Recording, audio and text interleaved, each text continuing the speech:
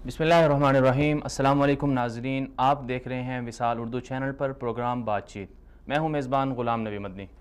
नाज़रीन किराम, ख्वाजा मोहम्मद आसिफ पाकिस्तान के वज़ीर ख़ारिजा हैं। उन्होंने अपने अमेरिका के दौरे के दौरान पाकिस्तान मुखालिफ बयान दिया।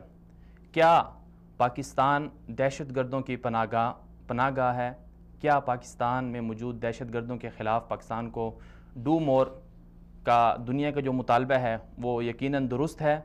क्या पाकिस्तान के वज़ीर ख़ारिजा ख्वाजा आसिफ ने जो बयान दिया है वो गद्दारी के मुतरादिफ नहीं है?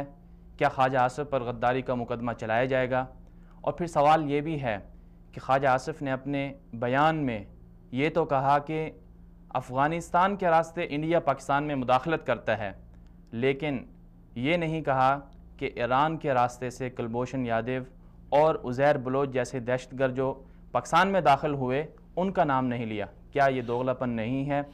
क्या मुस्तकबिल में पाकिस्तान अमेरिका के दबाव में आकर मज़ीद ऐसे कोई इक़दामात कर पाएगा जिससे पाकिस्तानी अवाम को और पाकिस्तान की सलामती को ख़तरात लाहिक होंगे?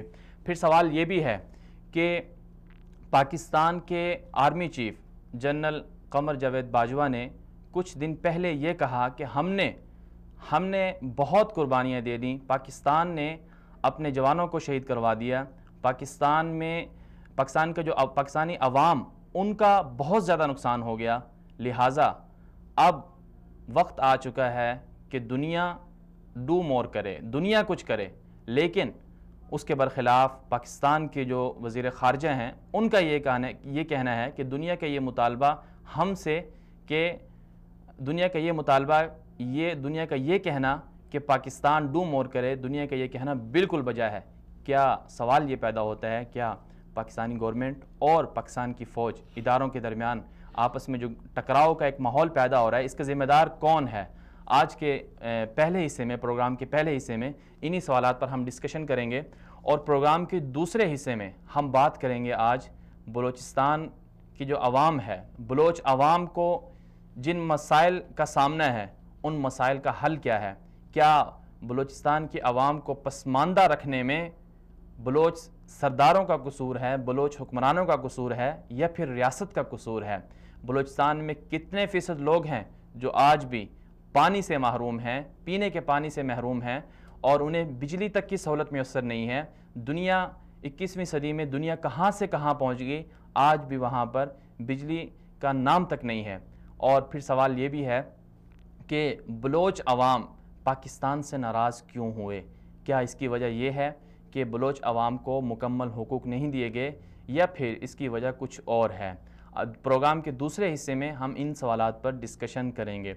आज हमारे साथ मेहमान होंगे प्रोग्राम में, मेहमान पैनलों में बहुत अच्छे मेहमान हमारे साथ आज होंगे, जिनमें सबसे पहले हमारा साथ देंगे मोहतरम जनाब हफीज़ुल्लाह नियाज़ी साहब। इसी तरह आज हमारे प्रोग्राम में दूसरे हमारे मेहमान होंगे, दिफाई तजिज़िया निगार हैं, खारजा पॉलिसी के माहिर हैं मोहतरम जनाब शहजाद चौधरी साहब, एयर वाइस मार्शल रिटायर्ड भी हैं। और इसी तरह हमारा साथ देंगे मोहतरम जनाब मुसद्दिक घुमन साहब, जो पाकिस्तान के सीनियर सहाफ़ियों में शुमार होता है और खारजा उमूर के वो भी माहिर हैं। और बलूचिस्तान के मसाइल पर बात करने के लिए आज हमारा साथ देंगे मोहतरम जनाब अनवारुल हक काकड़ साहब, जो बलूचिस्तान हुकूमत के तर्जुमान हैं। और इसी तरह हमारे इस वक्त हमारे साथ मेहमान हैं मोहतरम जनाब हफीज़ुल्लाह नियाज़ी साहब। बहुत शुक्रिया हफीज़ुल्लाह नियाज़ी साहब, आपने वक्त दिया हमें। जी ये बताइएगा कि नियाज़ी साहब ये बताइएगा कि ख्वाजा आसिफ का जो बयान है आप इसको क्या समझते हैं? क्या ये मुल्क से गद्दारी के मुतरादिफ नहीं है? क्या दुश्मनों के आवाज़ में नहीं बोला गया ये बयान? लेकिन मैंने इस पे बहुत ही जो है तफसील से मौक़िफ़ दिया अपने प्रोग्राम में भी, और वो मेरा जो अपनी जो कई बात है वो वायरल होती है। मैं इससे पहले अपने में लिख चुका हूँ, क्योंकि इस बयान से पहले भी कमो पेश इन्हीं खतूत के ऊपर, इन्हीं लाइन के ऊपर इन्होंने फरमाया है। अब यहाँ पे बुरहान हमारा अजीबो गरीब है जी। पहली बात तो यह है कि हुकूमत को जो है ना, ये नवाज शरीफ की जो नाअहली है उनके जहन में ये बात है और कुछ चीजें उभर के सामने भी आई हैं کہ جیسے ان کو گھیر کے اور نائل قرار دیا گیا، اور ان کو گھیرنے میں اور نائل قرار دینے میں پاکستان کے کئی ادارے یا اسٹیبلشمنٹ ملوث ہے۔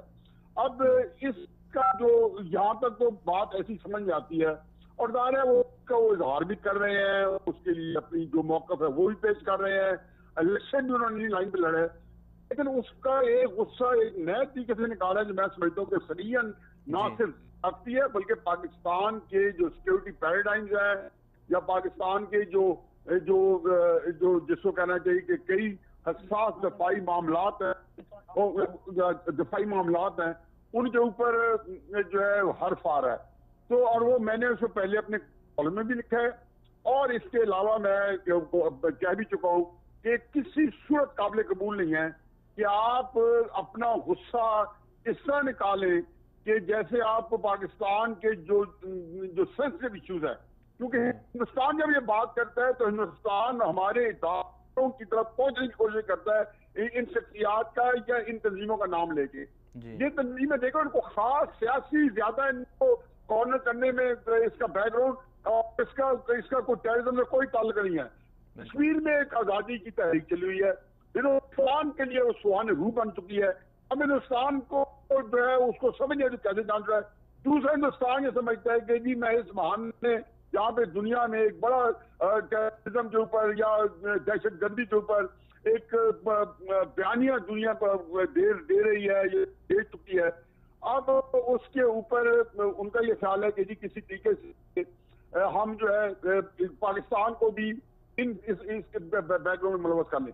حافظ سعید احمد صاحب کسی طور بھی اس کے اندر فٹ نہیں ہوتے، جماعت الدعوت کسی طور فٹ نہیں ہوتے، ان کے اوپر ایک بھی جرم ثابت نہیں کیا جا سکتا۔ پاکستان کی عدالتوں میں کئی دفعہ آئے اور ہر دفعہ ان کو باعزت بری کر دیا گیا، ظاہر ہے ہی نہیں۔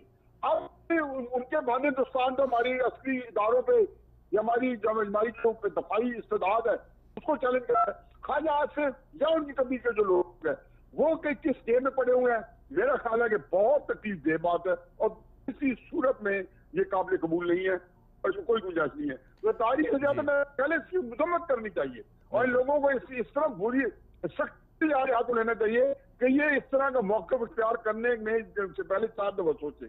جی اچھا نیازی صاحب یہ بتائیے گا کہ چند دن پہلے آرمی چیف نے دفاع پاکستان کے موقع پر یہ کہا کہ ہم نے بہت کچھ کر لیا ہے، اب دنیا کو ڈو مور کرنا ہوگا، لیکن خواجہ آصف نے اپوزٹ بیان دیا۔ تو آپ کیا سمجھتے ہیں کہ یہ دونوں جو بیانیے ہیں یہ کہیں حکومت اور فوج کے درمیان ٹکراؤ کو تو ظاہر نہیں کر رہے؟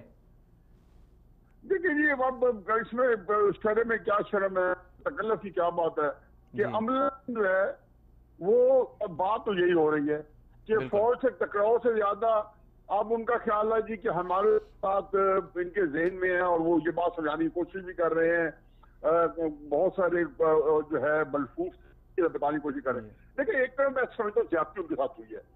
لیکن دھرنا 2014 میں صاف پتہ چلتا تھا کہ کچھ کو قوتیں ہیں جن کی جو عمران خان صاحب اشارہ کرتے تھے امپائر کا اور اس طرح کا۔ اب یہ وہ ساری چیزیں ہیں کہ جس سے تکلیف ضرور پہنچ رہی ہے نواز شریف کو بھی اور ان کے جو ساتھیوں کو بھی۔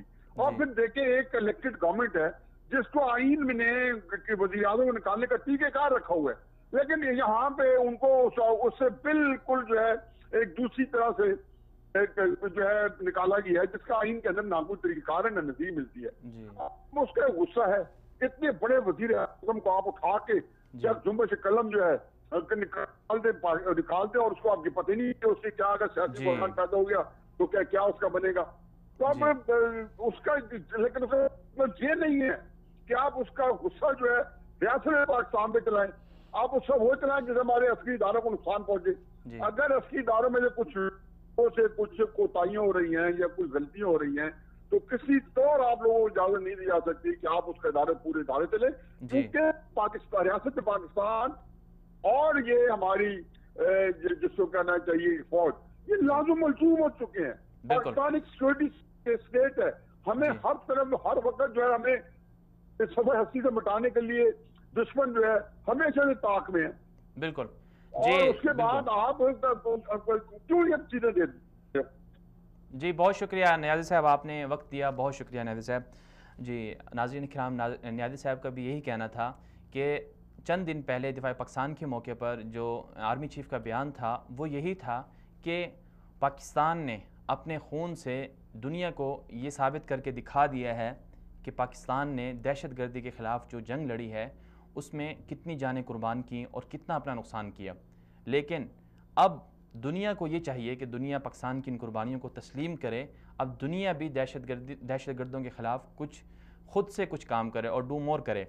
تو جبکہ جو وزیر خارجہ کا بیان تھا وہ اس کے خلاف تھا. تو کیا یہ دونوں جو گورنمنٹ کے ایک اہلکار کا بیان اور آرمی چیف کا بیان آپس میں جو متضاد ہیں ایک دوسرے کے خلاف ہیں، تو کیا اس سے یہ اداروں کے درمیان ٹکراؤ پیدا ہو رہا ہے؟ تو جی ابھی ہمیں جوائن کیا ہے محترم جناب شہزاد چودھری صاحب نے، جو ایئر وائس مارشل ہیں ریٹائرڈ اور دفاعی تجزیہ نگار بھی ہیں اور خارجہ امور کے ماہر بھی ہیں. السلام علیکم شہزاد چودھری صاحب. جی وعلیکم السلام. جی بہت شکریہ آپ نے ہمیں وقت دیا. جی شہزاد صاحب یہ بتائیے گا کہ خواجہ آصف کے بیان کے تناظر میں آپ کیا سمجھتے ہیں کہ پاکستان کا سوویت یونین جنگ میں شامل ہونا کیا پاکستان کے اپنے مفاد کی وجہ سے تھا یا پاکستان امریکہ کے کہنے پر اس جنگ میں شامل ہوا؟ دیکھیے یہ سب بعد کی باتیں ہیں، ہائنڈ سائٹ کی. جی جب فیصلے کیے جاتے ہیں کسی وقت میں تو فیصلے اس وقت کے تناظر میں اور ان اسٹریٹجک کمپلشن کے حساب سے کیے جاتے ہیں. جی تو بعد میں جب اس کے اثرات آتے ہیں اور اگر آپ ان اثرات کو سنبھال نہ پائیں اور اثرات نیگیٹو طور پہ آپ کے اوپر اس کے اثرات آئے تو پھر ہے کہ پھر ہر کوئی کہتا ہے کہ یہ غلط فیصلہ تھا، اس کو نہیں ہونا چاہیے تھا. لیکن شاید یہ سب لوگ دیکھیے نا، آج خواجہ آصف صاحب جب امریکہ گئے ہیں تو انہوں نے امریکہ کو ایک طرح سے پاکستان کا نقطہ نظر سمجھاتے ہوئے ان کو یہ بھی کہا ہے کہ آپ ہماری طرف نظر التفات کیجیے، ہم بڑے کھلے دل کے لوگ ہیں اور ہم آپ کی طرف سے جو سخت زبان استعمال کی گئی ہے ہم اس کو بھی معاف دیں گے یا ہم اس کو سخت نظر کر دیں گے. تو امریکہ کی اپنی حیثیت ایسی ہے کہ چاہے وہ 1979 کا وقت تھا یا 2001 کا وقت تھا یا آج کا وقت ہے، ہاں آج بھی امریکہ کے ساتھ مل کے آگے چلنا چاہتے ہیں. اور غالباً یہ ایک ایسی اسٹریٹجک کمپلشن ہے جس کو کہ اس وقت بھی محسوس کیا گیا ہوگا اور آج بھی محسوس کیا جا رہا ہے. جی تو آپ کا کہنے کا مطلب یہ تھا، کہنے کا مطلب پھر یہ ہوا کہ پاکستان جب اس جنگ میں شامل ہوا تو پاکستان کے اپنے مفاد میں تھا. لیکن آج اگر ہم دیکھتے ہیں تو خواجہ آصف کے بیان کے تناظر میں ہمیں یہ سمجھ میں آتا ہے کہ پاکستان غیروں کے کہنے پر جنگ میں شامل ہوا اور غیروں ہی کی وجہ سے پاکستان کو نقصان اٹھانا پڑا. تو کیا یہ پاکستان کی خارجہ پالیسی کی ناکامی کا واضح ثبوت نہیں ہے اس میں؟ دیکھیے نا انہوں نے کیا بولا، انہوں نے کہا کہ ہم سمجھتے ہیں ہم نے غلطی کی آپ کے ساتھ مل کے. امریکہ میں بیٹھ کے بات کر رہے ہیں امریکیوں سے اور کہتے ہیں کہ ہم نے غلطی کی آپ کے ساتھ مل گئے ہم اس جنگ میں. کس وجہ سے؟ اس لیے کہ آپ ہمیں چھوڑ کے آ گئے. اگر آپ ہمیں چھوڑ کے نہ آتے، ہمارے ساتھ رہتے، ہمیں طریقہ بتاتے یا ہمارے ساتھ مل کے جو ہم نے کریٹ کیا تھا وہ چاہے جس کو مرضی ابھی ہم مجاہدین بولیں، آج ان کو ٹیررسٹ کہتے ہیں، اس زمانے میں ریگن کے پاس مجاہدین کے طور پہ جاتے تھے، تو ان کو اگر سنبھالا جاتا، ان کو ہم ری اورینٹ کر کسی اور رستے پہ چلاتے تو ہماری جو پالیسی ہے وہ فیل نہ ہوتی، پاکستان کے لیے مشکلات کا امبار اس طریقے سے کھڑا نہ ہوتا. تو میرا مطلب کہنے کا یہ ہے کہ آج بھی لوگ وہی کام کر رہے ہیں جو اس نے عرصہ پہلے کر رہے تھے. اس وقت بھی امریکہ کو خوش کرنے کی کوشش کر رہے تھے اور ساتھ ہی ساتھ اس وقت دو چیزیں بہت واضح تھیں. بدقسمتی ہے ہماری، لیکن حقیقت یہ ہے کہ پاکستان اپنے آپ کو بھارت کے تناظر میں دیکھتا ہے. تو پاکستان ظاہر ہے کہ چھوٹا ملک ہے اور اس چھوٹے ملک ہونے کی حیثیت سے اپنے جو طاقت کا توازن ہے اس کے اندر کوئی نہ کوئی سپورٹ، کچھ نہ کچھ اس کو مدد چاہیے ہوتی ہے. خیال یہ کیا جا رہا تھا کہ اگر ہم امریکہ کی مدد کریں تو شاید امریکہ کشمیر کے معاملے میں پاکستان کے لیے ایک نرم رویہ رکھے گا اور شاید ایسی کوئی بات کی بھی گئی ہو کہ اگر پاکستان مل کر ساتھ کرے تو ہم کشمیر کے مسئلے پہ بھارت کے ساتھ بات کریں گے اور آپ کا معاملہ رفع دفع کرنے کی کوشش کریں گے. اور دوسرا یاد رکھیں کہ پاکستان ایک نیوکلیر پروگرام میں اس وقت بالکل جا چکا تھا اور یہ 1979 کی اور 1980s کی بات کہہ رہا ہوں جب ضیاء الحق کو اس کے اگر جب مورد الزام پایا جاتا ہے. تو کہنے کا مطلب یہ ہوا کہ اس وقت یہ بھی خیال تھا کہ اگر ہم نہ ملے تو ہو سکتا ہے کہ امریکہ ہمارے ایٹمی پروگرام کے اندر مشکلات کھڑی کرے گا. یہ دو وجوہات تھیں جس کی بنا پہ 1979 کے فیصلے ہوئے اور پھر پاکستان کے جب مشرف کے زمانے میں فیصلے ہوئے تو کشمیر سب سے بڑھ کے آگے آ گیا، اور اس کے بعد یہ بھی خوف کہ اگر ہم نے نہ کیا تو ہو سکتا ہے کہ بھارت کے قریب زیادہ ہو، اور تیسرا یہ کہ پاکستان کو اس وقت جس قسم کی معاشی امداد ہوتی ہے، پاکستان کو معاشی امداد حاصل کرنے میں کامیاب ہوگا۔ بعد کے اندر جا کے ان ریٹروسپیکٹ یہ فیصلے غلط نظر آتے ہیں۔ جی چلیں، یہ تو بات ہو گئی شہزاد صاحب، لیکن یہ بتائیے کہ انٹرنیشنل فورم پر انہیں پاکستان کا نام لینا چاہیے تھا، پاکستان کا دفاع کرنا چاہیے تھا، بجائے اس کے کہ وہ پاکستان کی بدنامی کے لیے ایسا بیان دیتے جس سے پاکستان کی سالمیت کو نقصان ہوتا۔ تو کیا ان کا یہ بیان اس حوالے سے غلط نہیں تھا؟ دیکھیے، میں نے دیکھی ہیں ان کے بہت سارے کلپس دیکھے ہیں، انٹرویوز دیکھے ہیں، بی بی سی کو دیا انہوں نے، ایشیا سوسائٹی کی بات کی مختلف جگہوں پہ۔ میرا خیال ہے ایک تو خواجہ صاحب ایک بہت یعنی بات چیت کے انداز میں بہت ڈائریکٹ ہیں۔ ڈپلومیسی جو ہے بہت نوانس کام ہے، بڑا سوفسٹیکیٹڈ کام ہے، اس میں ہر بات کہنے کے 100 طریقے ہو سکتے ہیں، اور آپ جب بھی کوئی بات کرنا چاہتے ہیں تو اس طریقے سے بات کرتے ہیں کہ اس کے کوئی نیگیٹو امپلیکیشن یا ایک غلط صورت آپ کے اپنے ملک کی امیج کی کسی طریقے سے کسی کے دماغ میں جائے۔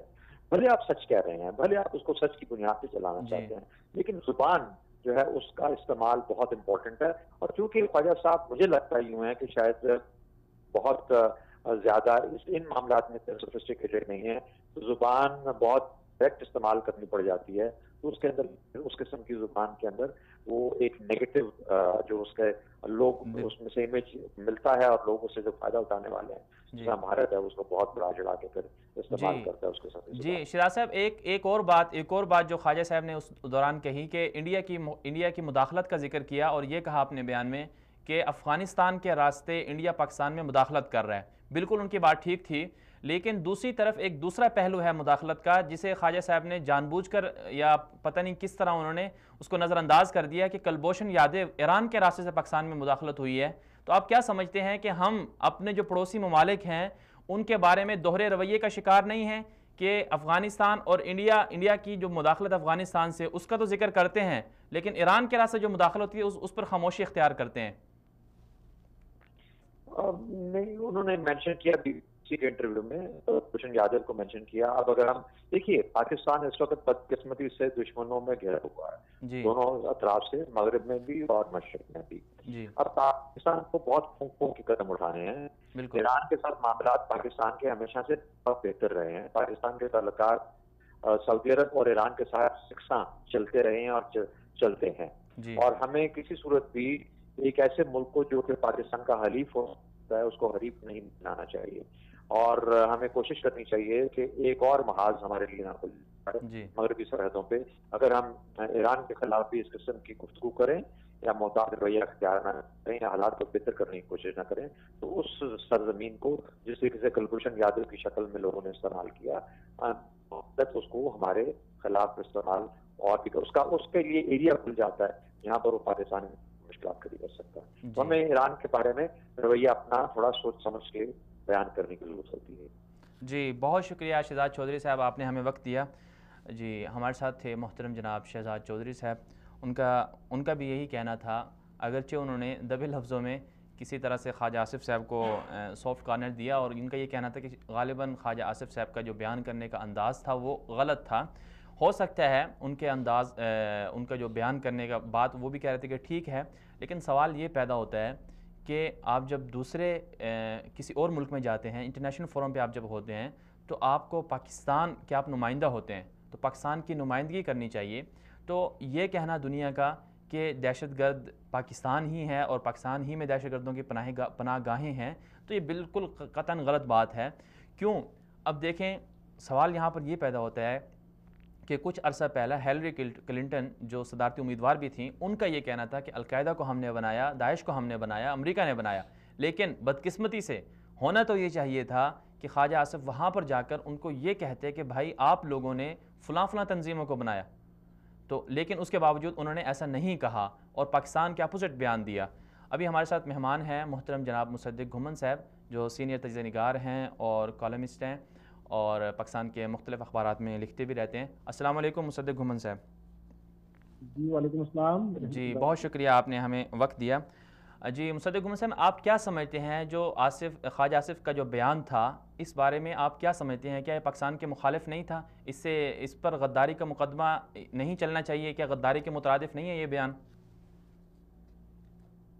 بہت شکریہ کہ آپ نے مجھے موقع دیا. جی گزارش یہ ہے کہ خواجہ آصف صاحب جو بیان دیا ہے جی یہ دشمن کا، یہ پاکستان کے مخالفین کا نیگیٹو ہے، اور یہ آپ سمجھ لیجیے کہ یہ ڈان لیکس کا پارٹ 2 ہے.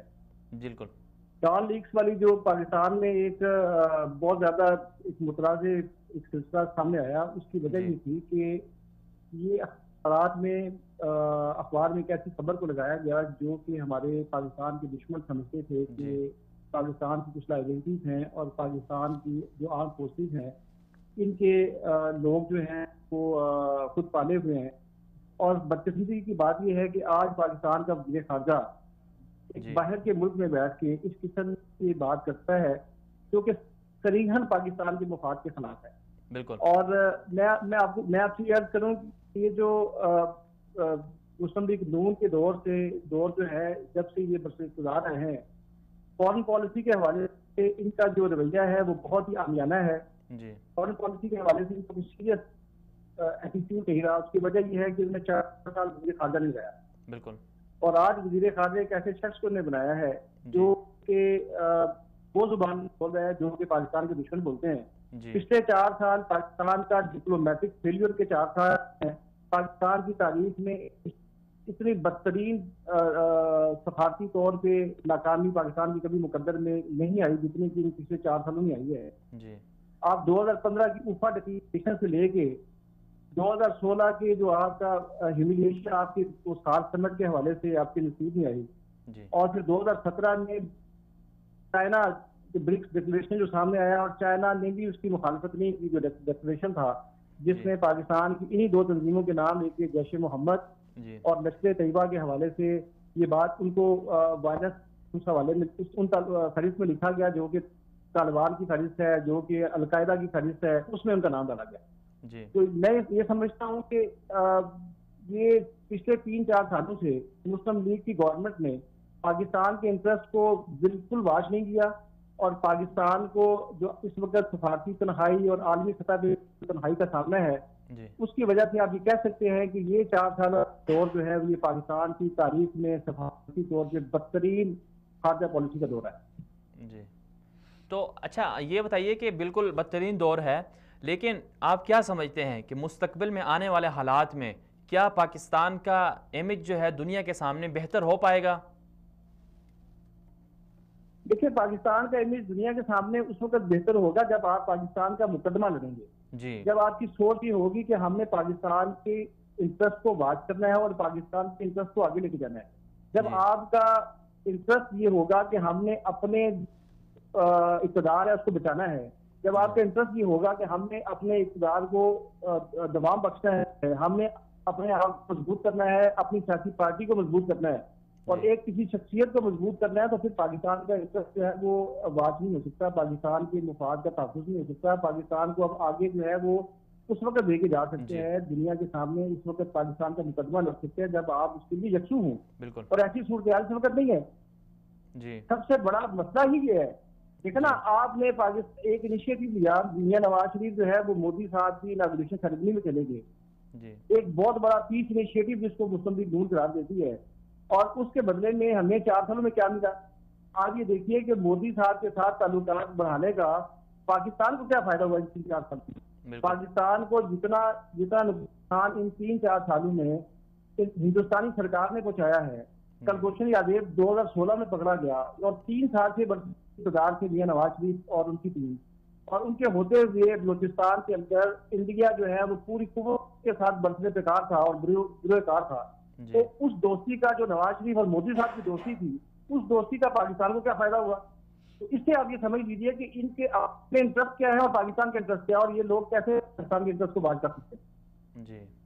اچھا تو یہ بتائیے کہ جب یہ پاکستان کے مخالف اینٹی پاکستان کام کر رہے ہیں تو اس پر پھر ادارے کیوں متحرک نہیں ہوتی؟ کن لوگوں کو آگے آنا چاہیے کہ جو ایسے لوگوں کو پاکستان کی گورنمنٹ سے باہر نکال دیں یا ان کو عدالت میں کھڑا کریں کہ پاکستان کے مخالف چل رہے ہیں لوگ؟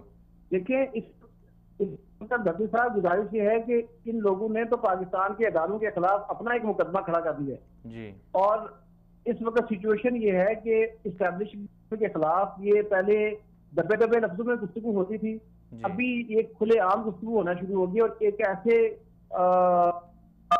انہوں نے ایک لائن لے لی ہے، ایک ایسا نیگیٹو معاشرے سے بنا لیا ہے جو کہ میں سمجھتا ہوں کہ پاکستان کی سلامتی کے لیے بہت بڑا خطرہ بن گیا ہے۔ آپ اداروں کی بات کرتے ہیں، دیکھیں نا پاناما کیس کے حوالے سے عدلیہ نے ان کے خلاف ایک فیصلہ سنایا اور اس فیصلے کے بعد انہوں نے عدلیہ کے خلاف جو محاذ جنگ کر دیا ہے اور پاکستان کے ایک سب سے مقدس ادارے کو جس طرح انہوں نے مجرم بنا کے اور ملزم بنا کے لوگوں کے سامنے پیش کرنا شروع کیا ہے اور اس کے ساتھ ساتھ یہ درپردہ ہاتھوں کی بات کر کے فوج کو جس طرح کٹہرے میں کھڑا کر رہے ہیں اور عام پاکستانی کی ذہن میں، دل میں، دماغ میں جس طرح پاکستانی فوج کے نفرت یہ لوگ پیدا کر رہے ہیں، تو اس حوالے سے آپ یہ سمجھیے کہ یہ بہت زیادہ حالات کشیدگی کی طرف جا رہے ہیں اور خدا نہ خاصہ یہ بہت زیادہ ایک کھانے والی صورتحال بھی پیدا ہو سکتی ہے۔ یہ لوگ خود یہ کوشش کر رہے ہیں کہ اس پاکستان میں ادارے آگے بڑھیں اور مارشل لا کی کیفیت بن جائے، فوج کو مداخلت کا موقع ملے، جبکہ فوج ایسا نہیں کرنا چاہتی۔ فوج چاہتی ہے کہ کانسٹیٹیوشن اپنا رول پلے کرے، رول آف لا یہاں پہ ہو، ادارے اپنا کام کریں، لیکن اس کے برعکس جو جمہوری لوگ ہیں، جو جمہوریت کی بالادستی کی بات کرتے ہیں، وہ ایک ایسی راہ پہ چلتے ہوئے آپ کو نظر آ رہے ہیں جو کہ تصادم کی راہ ہے، جو ٹکراؤ کی راہ ہے اور جہاں پہ چلنا پاکستان کے مفاد میں نہیں ہے۔ جی بہت شکریہ مصدق گھمن صاحب، آپ نے ہمیں وقت دیا۔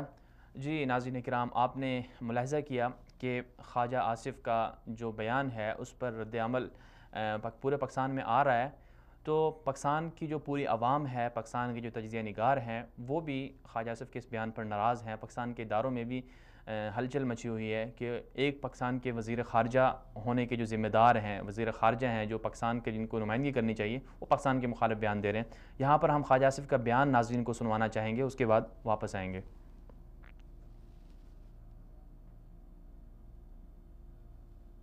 Continue our efforts in defanging or dismantling whatever remnants are there of the extremism or terrorism in Pakistan. I don't disagree with that.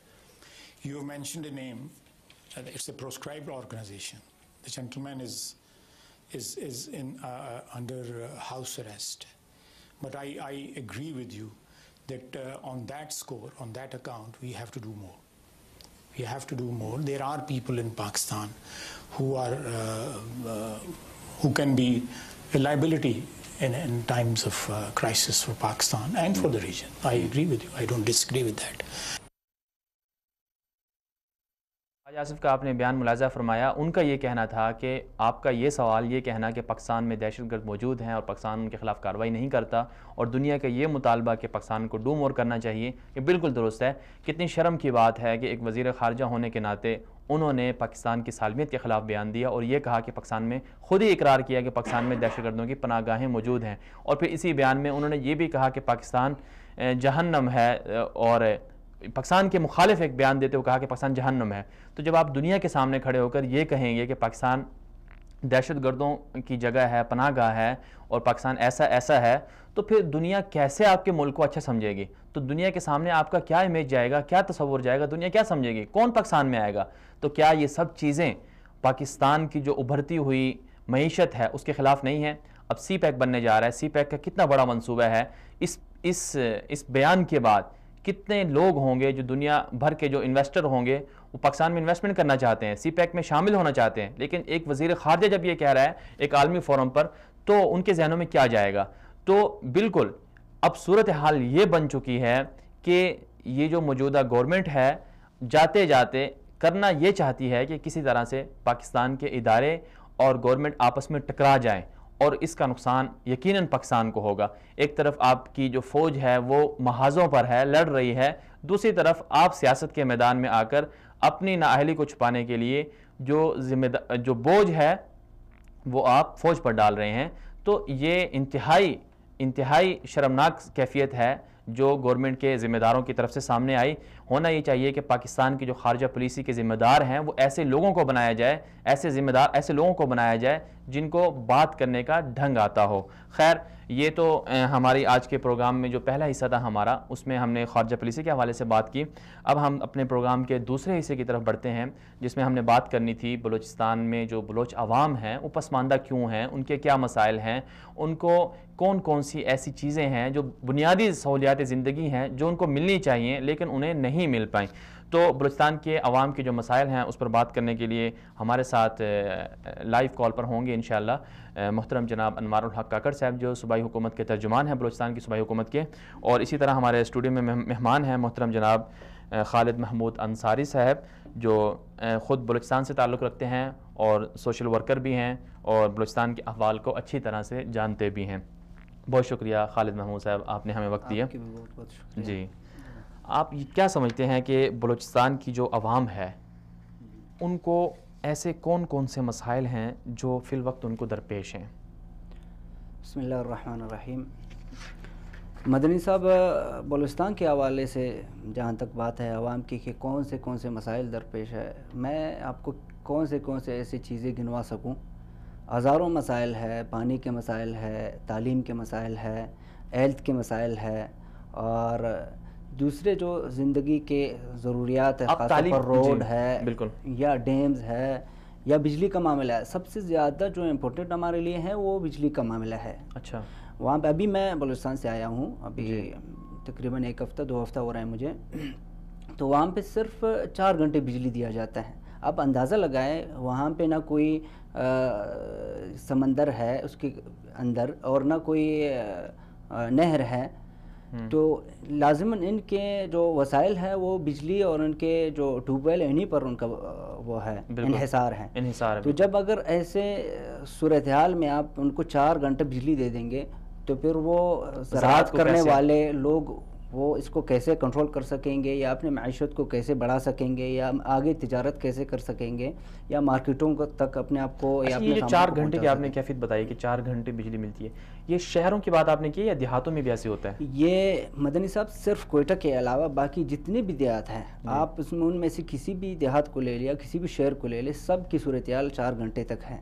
باقی رہی بات پنجگور یا تفتان یا تربت یا مند بلو، اس جیسے علاقہ جو ایران کے ساحلی، ایران کے بارڈری پٹی میں پڑتے ہیں، تو وہاں بجلی جو ہے وہ ایران سے لائی گئی ہے، تو وہاں کا مسئلہ ہو رہا ہے۔ جی اچھا، یہ مجھے یہاں پر آپ نے جیسے کہا کہ ایران کے راستے سے بجلی لائی گئی ہے، آخر پاکستان کو کیا ضرورت پیش آئی کہ وہ ایران سے بجلی مانگے، لیکن اپنے جو گوادر ہے وہاں بھی تو ظاہری بات ہے وہاں سے بجلی بن سکتی ہے، تو کیا آپ کے ذہن میں ایسی کوئی صورتحال ہے کہ پاکستان کی جو بلوچستان کا جو علاقہ ہے وہاں کوئی ایسا بجلی اسٹیشن بنایا گیا ہو؟ کیوں بنایا جا سکتا ہے اور بنایا کیوں نہیں گیا؟ اسی کا تو ہم رونا رو رہے ہیں، ہم بلوچ اسی کے رونا رو رہے ہیں کہ ہمارے حقوق نہیں مل رہے ہیں، ہمارے ہاں پریشانیاں ہیں۔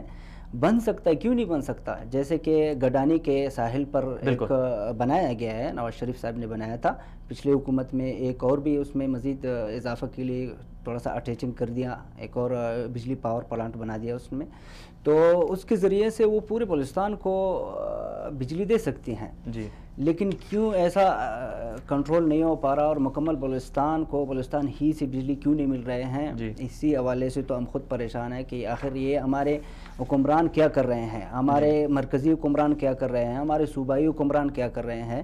آخر ان کو تو سوچنا چاہیے کہ بھئی ایک پسماندہ وہ ہے صوبہ ہے، ملک کے پسماندہ صوبہ ہے، اور اس کے جتنے بھی وسائل ہے، سونے کے حوالے سے دیکھا جائے یا ریکارڈنگ کے حوالے سے دیکھا جائے یا کرومائٹ یا کوئلہ، جتنے بھی وسائل ہے، معدنیات ہے، یہ سب یہاں سے، گیس خاص طور پر قابل ذکر ہیں، یہ سب یہاں بلوچستان سے ہی نکل رہے ہیں۔ اس کے باوجود یہ ایک بلوچستان اور کم تعداد میں، یعنی اس کے انفرادی جو تعداد ہیں بہت کم ہیں، اس کے باوجود ان سب کو اتنے سہولیات کیوں میسر نہیں ہو پا رہا؟ اچھا، یہ تو آپ نے ذکر کر دیا کہ بلوچستان میں کی جو عوام ہے ان کو بجلی کی سہولت صحیح طرح سے میسر نہیں ہے۔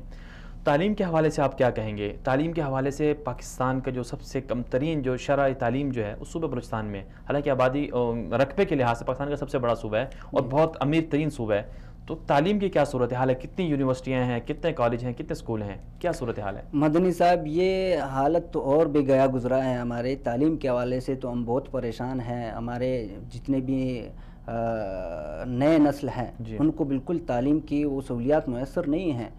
خود ہمارے بستیوں پہ آپ جائیے، اسکول بنے ہوئے ہیں، ایک چھوٹا سا کمرہ، اس میں بھی اور کوئی کسی قسم کی سہولت نہیں ہے. اس اسکول کے اندر بھی بجلی نہیں لگا ہوا ہے، اور بچوں کے آنے جانے یا اس کے جو اساتذہ ہے اس پر کوئی پابندی، ایسے کوئی بھی صورتحال یا ایسے کوئی ترتیب حکومت کی طرف سے نہیں بنائی گئی ہے. جی اچھا، معذرت، ہمارے ساتھ یہاں پر ایک مہمان ہیں. جی محترم جناب انوار الحق کاکڑ صاحب نے ہمیں جوائن کیا ہے.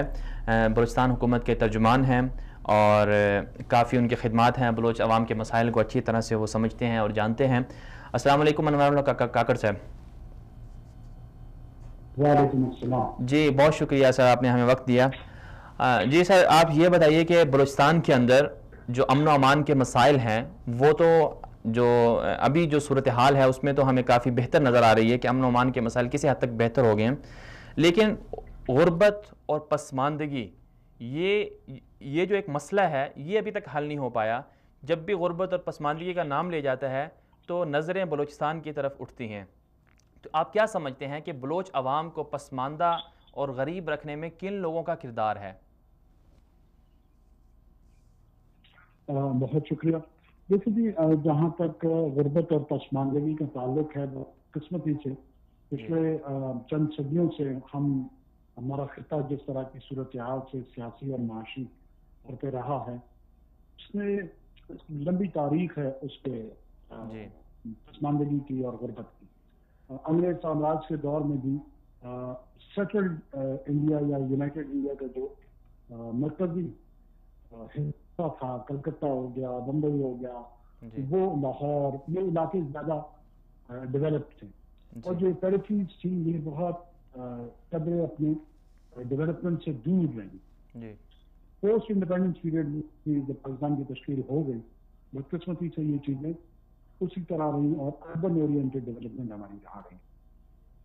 کوئٹہ تو آپ کو بلوچستان کے اندر تھوڑا سا ڈیولپ نظر آئے گا، لیکن پورا بلوچستان کوئٹہ نہیں ہے. بلوچستان کوئٹہ شاید کا 3% حصہ ہے. زمین کے اعتبار سے، حجم کے اعتبار سے آبادی کافی ہے ہمارے شہر کی، لیکن پھیلا ہوا ہے جو باقی رورل اور انٹرنل بلوچستان ہے اس میں ترقی کی رفتار بہت سست روی کا شکار رہی ہے. اس میں ریاست کے مختلف ادارے جو ہیں ان کا بھی کردار رہا ہے، سیاسی قیادتوں کا بھی اس میں ظاہر ہے بہت حد تک کردار موجود رہا ہے. اور ہمارے جو کم معاشی وسائل ہیں وہ بھی ایک کنٹریبیوٹنگ فیکٹر ہے. جی اچھا، یہ بتائیے کہ جو ایم این ایز ہیں، جو ایم پی ایز ہیں، ان کو حکومت کی طرف سے، جو ریاست کی طرف سے ترقیاتی فنڈز بھی ملتے ہیں، تو آپ کیا سمجھتے ہیں کہ وہ ترقیاتی فنڈز وہ عوام پر خرچ نہیں ہو پاتے؟ نہیں، میں یہ تو نہیں کہوں گا کہ وہ عوام پہ خرچ بالکل ہی نہیں ہو پاتے، لیکن ہاں اس کے جو طریقہ کار ہے اس پہ بحث ضرور کی جا سکتی ہے. اس پہ زیادہ ٹرانسپیرنٹ اور مزید اکاؤنٹیبلٹی اس پروسیس میں لایا جا سکتا ہے. وہ بھی ایٹ لیسٹ جو کنسیو ہوتے ہیں پروجیکٹ پیپرز پہ سارے وہ پرو پیپل ہی ہوتے ہیں، لیکن وہ کس حد تک اس میں امپلیمنٹ ہوتے ہیں اور کس حد تک کے فوائد وہاں تک پہنچتے ہیں، اس کا ایک فالو اپ پروسیس بھی ہونا چاہیے. جی بالکل. اچھا یہ بتائیے کہ جو بلوچ عوام ہے وہ ریاست سے ناراض ہے؟ سب تو نہیں، لیکن ہم یہ دنیا کے سامنے خبریں آتی رہتی ہیں، جیسے کہ ابھی آپ نے جنیوا میں بھی دیکھا کہ وہاں فری بلوچستان کے نام سے اشتہار بھی لگے. تو یہ جو ایسے لوگ ہیں، یہ جو ایسے عناصر ہیں، کیا یہ ریاست سے باغی اس لیے ہوئے ہیں؟ کیا ان کو غربت کی وجہ سے باغی ہوئے ہیں، پسماندگی کی وجہ سے باغی ہوئے ہیں؟ نہیں جی، میں اس خیال کے ساتھ بالکل متفق نہیں ہوں، اور یہ بالکل مس لیڈنگ اسسمنٹ ہوگی کہ پہلے تو بلوچ عوام ریاست سے نہ باغی ہوئے ہیں نہ ریاست سے ناراض ہیں. بلوچ عوام ہے کون؟ آپ کے جو سامعین اور ناظرین ہیں پہلے ان کو یہ تو پتہ ہونا چاہیے ہماری 1 کروڑ 10-20 لاکھ کے قریب آبادی ہے. اس میں اگر 60% بھی ہم اپنے بلوچ بھائی لے لیں تو لگ بھگ بھی کوئی 60-65 لاکھ के करीब अफराद का एक मजमुआ है हमारे सूबे में। उनमें से अगर लगभग 250-300 अफराद यूरोप में और कनाडा में और ऑस्ट्रेलिया में बैठ के ये दावा करने कि हम बलोच अवाम की नुमाइंदगी करते हैं, तो दावा तो इंसान कोई भी कर सकता है। दावों पे दुनिया तस्लीम नहीं होती है किसी भी शहर की, उसके कुछ अपने ऑब्जेक्टिव रिजल्ट्स होते हैं, कुछ ऑब्जेक्टिव पैमाने होते हैं। वो अगर पूरे नहीं होते तो कोई भी तस्लीम नहीं करता। ये हमारे यहाँ बड़ी एक आसानी से हम कह देते हैं, और 25 फौजी की तहरीकें हिंदुस्तान में चल रही हैं और वहाँ के लोग भी लाखों और हजारों की तादाद में कह रहे हैं कि हमें नई मुमलिकतें बना देनी, लेकिन किसी ने नहीं बल्कि हिंदुस्तान से नाराज हैं या इनके बागी है या नहीं है, वो उनको डिसमिस कर देते हैं। तो 250 अफराद न बलोचों की नुमाइंदगी करते हैं न ये बलोच के रिप्रेजेंटेटिव हैं। बलोचों की नुमाइंदगी वहाँ पर बैठी एक सूबाई हुकूमत है, वहाँ पे कौमी असम्बली के नुमाइंदगान हैं, वहाँ पर सेनेट पाकिस्तान की सेनेट में उनकी नुमाइंदगी है, और वो अपने अपने लोगों की नुमाइंदगी कर रहे हैं, और उनमें से कौन नाराज है और कौन बागी है? कोई भी नहीं। जी चलें, ये तो आपने वाज़ेह बात कर दी कि जो नाराज़ हैं या जो बागी हैं उनका बलोच अवाम से कोई ताल्लुक़ नहीं है। लेकिन ये बताइए कि हुकूमत की तरफ से, आपने इससे पहले ये भी कहा कि हुकूमत की तरफ से जो फंड्स हैं वो किसी हद तक जो है वो अवाम को मिल जाते हैं, लेकिन उसके बावजूद हम ये भी देखते हैं कि इस वक्त भी बलूचिस्तान के अंदर बिजली का एक बहुत बड़ा इशू है और सेहत के हवाले से भी बड़े मसाइल हैं। और अगर हम बात करें तालीम की तो सिर्फ़ और सिर्फ 8 यूनिवर्सिटियाँ बलूचिस्तान में हैं। तो आप क्या समझते हैं कि ये सारी चीज़ें जो हैं ये इनको सामने रख कर हम क्या कह सकते हैं कि बलोच अवाम को पूरे के पूरे हुकूक दिए जा रहे हैं? देखिए, जब आपने 8 यूनिवर्सिटियों का तस्करा किया, आपको पता होना चाहिए कि इनमें से जो 6 यूनिवर्सिटियां हैं तो पिछले 8-9 साल में बनी है या 10 साल में जी। ये आखिर देर आयत दुरुस्त आयत, जो स्टेप्स लिए गए हैं कम हो सकते हैं लेकिन उनकी डायरेक्शन ठीक है जी। मैं आपको फिर बताता चलूं कि रूरल पाकिस्तान के मसाइल यकसा हैं। बलूचिस्तान में बहुत सारे ऐसे मसाइल हैं जो फाटा में भी हैं, जो गिलगित बल्तिस्तान में भी हैं, सिंध में भी हैं, जो सदर्न पंजाब में भी हैं। हमारे यहाँ कैपेसिटी के संजीदा इश्यूज हैं, हमारे यहाँ रिसोर्स मैनेजमेंट के बड़े संजीदा इश्यूज हैं। ये कोई यूनिक नहीं है बलूचिस्तान के हवाले से, चाहे वो सेहत के हवाले से हैं, चाहे वो तालीम के हवाले से। लेकिन इन चीज़ों को बुनियाद बनाकर आप किसी भी माशरे में तशद्दुद के हक में बदलाव तो नहीं दे सकते। ये नहीं हो सकता कि अगर सेहत के मौके कम हैं या तालीम के मौके कम हैं तो सदर्न पंजाब के लोग उठ कर जो है ना वो कल सिंधियों को मारना शुरू कर दें या लाहौर के बासियों को मारना शुरू कर दें। कोई मजहब माशरा इसको तस्लीम नहीं करता, ये हमें करना चाहिए। जी अच्छा काकर साहब, ये बताइएगा कि हुकूमती सतह पर, आप चूँकि सूबाई हुकूमत के तर्जुमान भी हैं, हुकूमती सतह पर बलोच अवाम के लिए ऐसे कौन से तरक्याती या प्रोजेक्ट्स लगाए गए हैं कि मुस्तकबिल में हम ये उम्मीद कर सकते हैं कि बलोच अवाम भी खुशहाल हो जाएंगे? देखें, बलूचिस्तान की हुकूमत उनके पास इस वक्त एग्रीकल्चर के हवाले से, ट्रांसपोर्टेशन ऑफ वाटर, पानी को, जैसे पिछले दिनों कच्ची कैनाल का बुकी के ज़िले में वो एंट्री उसकी हुई है और अब वहाँ से बहुत ज़्यादा ज़राअत की एक्टिविटी इंशाल्लाह मुस्तकबिल में नज़र आएगी। लगभग 7-8 लाख एकड़ ज़ेर काश्त आ जाएगा। इस तरह के प्रोजेक्ट्स हुए हैं। माइंस एंड मिनरल्स के हवाले से कुछ एक्सप्लोरेशन हुई हैं जिससे सूबाई हुकूमत की रेवेन्यू जनरेशन उम्मीद है कि बढ़ेगी। ग्वादर का पोर्ट और उसमें अगर बेहतर साजी हुई, जो कि इंशाल्लाह हम लोग लगे हुए हैं, उसकी जो रेवेन्यू जनरेशन में हिस्सा सूबाई हुकूमत खाएगा वो अपने आवाम के बहबूद के लिए खर्च करने के लिए उनके पास ज़्यादा वसाइल आ देंगे। तो उम्मीद ये रखी जा रही है कि मुस्तकबिल करीब में बलूचिस्तान में आम अन्नास की फलाह के हवाले से और पीपल इक़दाम के हवाले से बहुत सारी चीज़ें लोगों को नजर आएंगी। अच्छा, आखिर में कागर साहब ये बताइएगा कि बलूचिस्तान की जो आवाम है, पूरे बलूचिस्तान के अंदर अमन व अमान की क्या सूरत हाल है? मौजूदा हुकूमत ने ऐसे कौन से इकदाम किए हैं कि जिसकी वजह से दहशतगर्द जो है अब बलूचिस्तान के रास्ते से फ़रार हो रहे हैं, और जो बैरूनी मुदाखलत है चाहे वो ईरान के रास्ते से, अफ़गानिस्तान के रास्ते से, वो किस हद तक रुक पाई है? देखें, लॉ एंड ऑर्डर के हवाले से ये किसी भी रियासत का, किसी भी हुकूमत का एक बुनियादी जिम्मेदारी ये है कि वो जिन इलाकों पे उसका तसल्लुत है, जिन इलाकों पे उसकी हुकूमत कायम है, उन इलाकों के अमन और अमान की जिम्मेदारी जो है उसकी अव्वलीन तरजीह और अव्वलीन जिम्मेदारियों में से। हमारे यहाँ भी मुख्तलिफ पैरामेडिकल जो 24 है, पुलिस है, लेडीज है, इन दोनों फोर्सेस की मदद से दावा हमारा ये है कि 95% हमने अमन और अमान के मसाइल तक हल कर दिए। 5% मसाइल अभी भी होते हैं, चैलेंजेस होते हैं और गाय बगाए ऐसे वाक़ हो जाते हैं जो दहशतगर्दों के हक में जाते हैं और हमें नुकसान हो जाता है। लेकिन उसके भी हम डिटरमिन्ड हैं, प्लानिंग मौजूद है हुकूमत की। इंशाल्लाह उम्मीद है कि 6 महीने से साल तक हम इस पोजिशन में होंगे, उन वक्त में अगर जितने भी अनासर हैं उनका भी खात्मा हो। जी, बहुत शुक्रिया अनवारुल हक काकड़ साहब, आपने हमें वक्त दिया। जी नाज़रीन किराम, हमारे साथ थे सूबाई हुकूमत बलूचिस्तान की जो सूबाई हुकूमत है उनके तर्जुमान थे अनवारुल हक काकड़ साहब। उनका ये कहना था कि बलोच आवाम को सही मानों में बिल्कुल उनको हुकूक नहीं दिए गए, लेकिन मुस्तकबिल में वो कह रहे थे कि उम्मीद तो यही है कि जो प्रोजेक्ट्स लगाए जा रहे हैं उससे बलोच आवाम खुशहाल हो जाएंगे। तो हम अपने प्रोग्राम का सिलसिला जारी रखते हैं। हमारे साथ जो स्टूडियो गेस्ट हैं बलूचिस्तान के, वो इस पर क्या कहते हैं। जी खालिद साहब, आप बात कर रहे थे, आपने बात सुनी सूबाई हुकूमत के तर्जुमान की हुई। आप क्या समझते हैं कि जो इस वक्त जो प्रोजेक्ट्स लगाए जा रहे हैं वो क्या बलोच आवाम को खुशहाल कर पाएंगे? मदनी साहब, आपके सवाल का जवाब देने से पहले मैं आपसे एक सवाल करता हूँ, क्या पूरे बलूचिस्तान के लिए एक कच्ची कैनाल काफ़ी है? जिसका तज़किरा काकड़ साहब ने किया कि कच्ची कैनाल हम बना रहे हैं जी।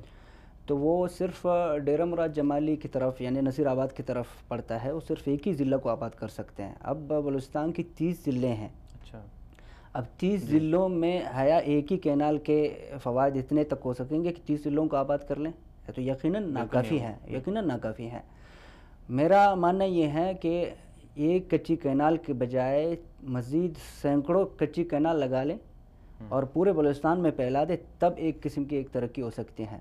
आप अंदाज़ा लगाए, आप अपने हमसाया ममालिक को देखें, आप चीन को देखें, मिसाल के तौर पर आप ये चाइना इकनॉमिक कॉरिडोर से पहले काशगर भी एक इस तरह का एक मुल्क था, एक जगह था चीन के लिए जो इतना अहम नहीं था, इतना इम्पोर्टेंट नहीं थे, इतने चाइना उसको वो नहीं कर रहे थे, अहमियत नहीं दे रहे थे। जब काशगर के लोगों ने जब मुतालबा किया या अपने मुतालबात अपनी हुकूमत के सामने रखे तो अभी उनकी तरजीही बुनियाद बन गए।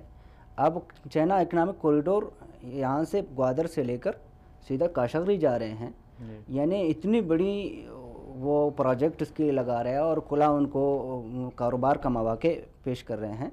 तो अगर चाइना इकनॉमिक कॉरिडोर बनता है तो ग्वादर से बनता है।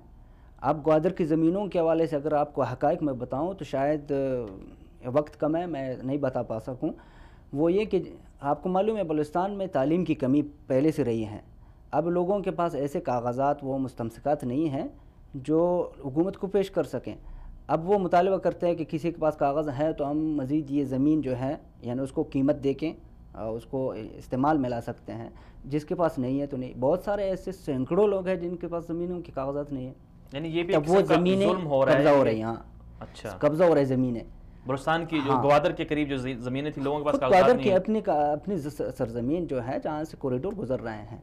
दूसरी बात है कि जब इकनॉमिक कॉरिडोर बनता है उसमें मेरा मानना यह है कि 100% बलूचिस्तान के लोगों को जो है मौका दिया जाए, उसको बिज़नेस का भी मौका दिया जाए, या इसमें जितने भी वो बनते हैं नौकरियां बनते हैं किसी भी हवाले से हो, वो इस पूरे पोर्ट को संभालने के हवाले से हो। बलूचिस्तान में कुछ ऐसे भी लोग हैं जो अच्छी खासी तालीम रखते हैं, जो बाहर की दुनिया में काम कर रहे हैं। आप ये अदीब अल-बलूची का मिसाल ले लें, दुबई में उसने क्या कारनामा दिखाया, एक छोटा सा बच्चा है। तो एक बलोच अगर दुबई में कारनामा दिखा सकता है तो क्या वो बलूचिस्तान में नहीं दिखा सकता? और दूसरे ममालिक, ओमान का मिसाल ले लें।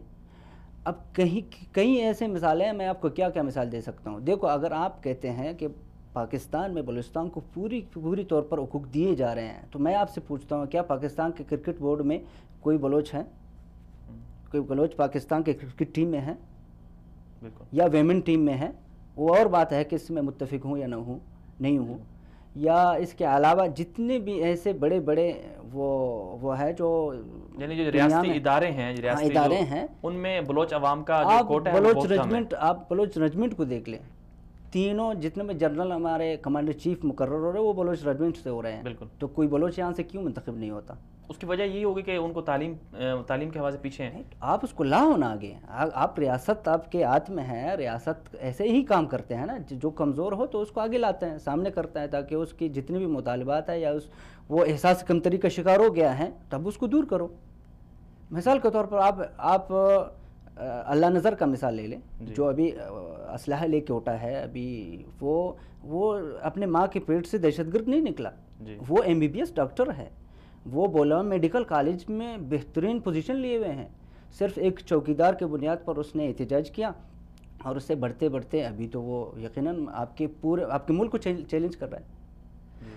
تو اب میرا ماننا ہے اس میں بالکل ٹھیک ہے، آپ کا پوائنٹ صحیح ہے، لیکن اس میں قصوروار کون ہے؟ قصوروار ریاست تو نہیں ہے نا، قصوروار آپ کے وہی جو سردار ہیں، جاگیردار جو بلوچ ہیں، ان کو سب کچھ ملتا ہے، وہ کھا جاتے ہیں، تو آپ کی عوام ان سرداروں کو کیوں نہیں پکڑتی؟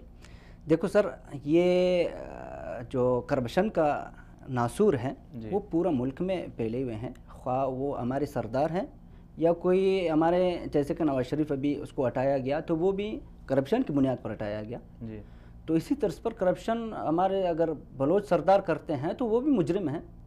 اب بلوچ سردار اگر کبھی کرپشن کر لیتا ہے تو اس کو پکڑنے والا یا اس کو سزا دینے والا یا اس کو اس کرپشن کو روکنے کا ذمہ داری کس کی ہے؟ وہ ریاست کی ہے، ریاستی اداروں کے ہیں، وہ کم از کم اس کو کنٹرول کر لیں، خواہ کسی بھی طریقے سے ہو. دیکھو یاد رکھنا ایک بات میں آپ سے کہنا چاہتا ہوں، وہ یہ اگر آپ کوئی بلڈنگ بھی بنانا چاہتے ہو تو اس کے لیے پہلے آپ پلاننگ کرتے ہیں، اس کا نقشہ بنا دیتے ہیں، پھر اس کے بعد وہی مزدور اس کے لیے منگوا لیتے ہیں، تو بلوا لیتے ہیں، پھر اس آگے جا کے وہ بلڈنگ اسی بنیاد پر بنتا ہے. پہلے اگر ریاستی ادارے بلوچستان کو ترقی دینے کے لیے اگر وہ پلاننگ کر دیں تو یقیناً مجھے 100% یقین ہے کہ یہ مسائل ہٹ جائیں گے انشاءاللہ. تعلیم کی مسائل ہو یا گیس کے مسائل ہو، بجلی کی مسئلہ ہو، کوئی بھی مسئلہ ہو، پلاننگ کیے جائے، اس پر لوگوں کو لگایا جائے. آپ سے میں پوچھتا ہوں، جتنے بھی ہمارے سردار جو ابھی حکمران بنے ہیں تو کیا وہ اپنی مرضی سے کام کر رہے ہیں؟ جو رول ملتا ہے اسی کو ادا کر رہے ہیں، یعنی اوپر سے ریاست کی طرف سے جو اس کو فرمان ہاں ملتا ہے یقیناً جو ریاست اس کو جو رول دیتا ہے اسی پر وہ چلتے ہیں. ہاں جو ادھر ادھر ہوتا ہے آپ کے سامنے بھی وہ گرفتار ہو جاتا ہے، میں بھی جانتا ہوں، آپ بھی جانتے، پورے دنیا جانتی ہے کہ وہ شخص گرفتار ہو جاتا ہے تو رول کے خلاف چلتا ہے. لیکن آپ کی جو عوام ہے جو ان کو نمائندوں کو ووٹ دے کر منتخب کرتی ہے، تو کیا وجہ ہے کہ وہ نئے چہرے نہیں لے کر آتی؟ وہ انہی کی ماتحتی میں جکڑے ہوئے ہیں، جو ان پر ظلم کرتے ہیں، جو ان کو وسائل نہیں دیتے، پھر بھی انہیں وہ ووٹ دے کر وہ منتخب کر لیتے ہیں. اسٹیبلشمنٹ.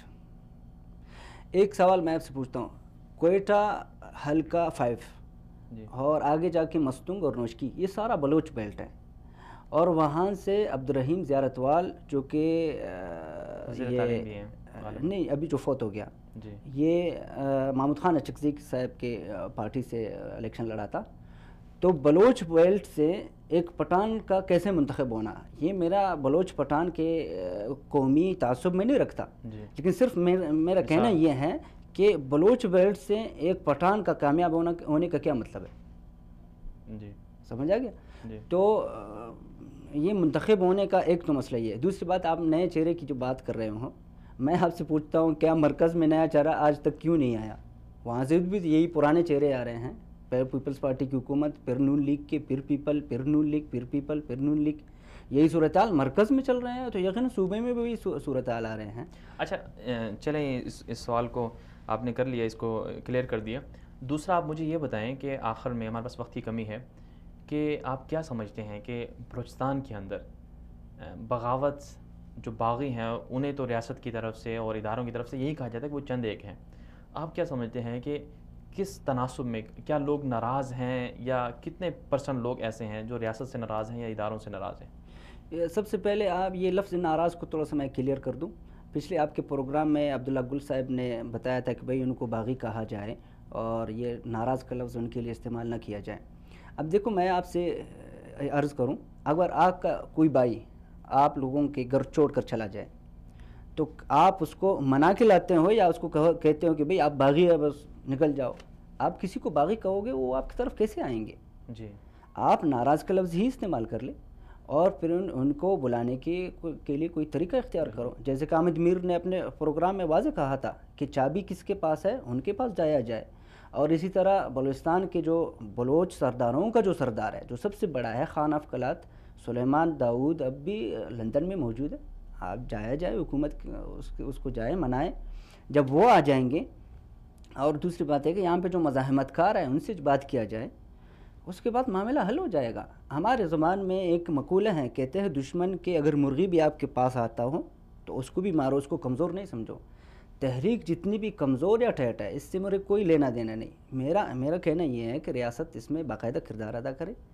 اگر واقعی سیریس ہے کہ بلوچستان کا مسئلہ حل ہو جائے اور امن و امان برقرار ہو تو یہ کرنا ہوگا کہ خان آف کلات کو لندن سے بلوایا جائے اور اسی طرح مزاحمت کاروں کے ساتھ مذاکرات کیا جائے اور مزید جتنے بھی مسائل ہے، خواہ تعلیم کا مسئلہ ہے، گیس کا مسئلہ ہے، بجلی کا مسئلہ ہے، یہ سب حل کیا جائے تو یقیناً وہ دن دور نہیں ہے کہ بلوچستان بھی انشاءاللہ چمک جائے گا. جی وہی بلوچ جو باہر کی دنیا میں بستے ہیں اور اچھے اچھے کردار دکھا رہے ہیں تو یہاں پہ بھی انشاءاللہ دکھا دیں گے. جی بہت شکریہ، آپ نے وقت دیا خالد محمود انصاری صاحب. جزاکم اللہ خیر. جی ناظرین کرام، آپ نے ہمارا پروگرام ملاحظہ کیا. آج کے ہم نے پروگرام میں دو مختلف موضوعات پر ہم نے بات چیت کی. مہمانوں نے مختلف تجاویز دیں، ایک خارجہ پالیسی کے حوالے سے، دوسرا بلوچستان کی جو عوام ہے ان کے مسائل کے حوالے سے. تو یقیناً پاکستان کی ترقی اور خوشحالی اسی میں ہے کہ پاکستان کی جو سلامتی ہے، سالمیت ہے، اس کے لیے ایسے لوگوں کو تیار کیا جائے جو صحیح معنوں میں پاکستان کے وفادار ہوں، جن کے پاس کوئی اقامہ نہ ہو، جن کے پاس کوئی دوسرے ملکوں کی نیشنلٹی نہ ہو. بھلا وہ لوگ بھی پاکستان کے وفادار ہو سکتے ہیں جو 10-10 سال کے اقامے لے کر لندن چلے جائیں. بھلا وہ لوگ بھی پاکستان کے وفادار ہو سکتے ہیں جن کے پاس 2-2 3-3 نیشنلٹیاں ہوں. وہ لوگ بھی پاکستان کے وفادار ہو سکتے ہیں جو صرف سیاست کے لیے پاکستان میں آتے ہیں، لیکن ان کا بزنس، ان کی فیملیز اور ان کے بچے سب کچھ باہر ہوتا ہے. تو ان سوالوں پر ہمیں غور کرنا ہوگا. اور دوسری طرف ہمیں یہ بھی دیکھنا ہوگا کہ پاکستان کی جو عوام ہے ان سب کو یکساں حقوق دینے ہوں گے، چاہے وہ بلوچی ہو، چاہے وہ سندھی ہو، چاہے پنجابی ہو. سب کو جب یکساں حقوق ملیں گے تو پورا کا پورا پاکستان جو ہے وہ ایک ہو جائے گا اور سارے کے سارے عوام پاکستان کے بچاؤ اور پاکستان کو آگے لے کے جانے میں مل کر کام کرے گی. اور اسی میں پھر ہم یہ بھی دیکھیں گے کہ پاکستان ایک وقت آئے گا، پاکستان دنیا کی سب سے بڑی معاشی اور دفاعی اور ایک آئیڈیل ریاست ہوگی. اور یہ سب چیزیں ہمیں کرنی ہوں گی. اس سب کے لیے عوام کو اور جو ہمارے ادارے ہیں، نمائندے ہیں، ان کو کردار ادا کرنا ہوگا. آج تک کے لیے اتنا ہی. اگلے پروگرام تک کے لیے اجازت دیجیے. اللہ حافظ.